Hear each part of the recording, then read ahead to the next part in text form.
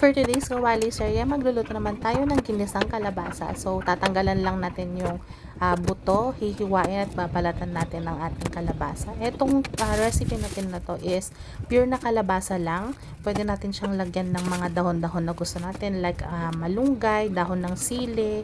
At since ang meron ako sa ref ngayon is kangkong, so yun ang ilalagay kong dahon niya ngayon, talbos ng kangkong. So, ayan, binabalatan na natin ang ating kalabasa, saka natin siya hihiwain. Ayan, hiwain lang natin siya sa hindi sobrang liit, hindi rin sobrang laki na sizes. Bite size lang ba? And then next natin hihiwain dyan is yung mga aromatics natin na bawang at sibuyas.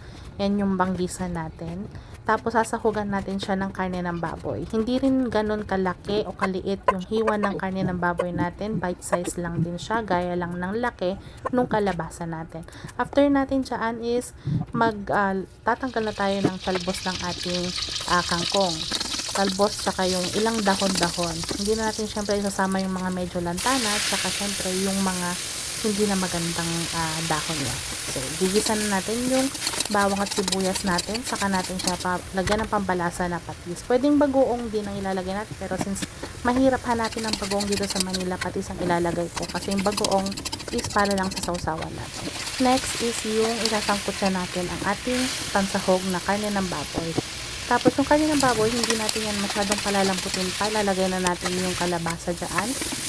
Lalagyan lang natin pakunti-kunti ng tubig kasi dun yung nagpapalambot dun sa kalabasa at baboy natin. Kasi yung nilagay natin tubig, ina-absorb din naman ng kalabasa natin. So, yung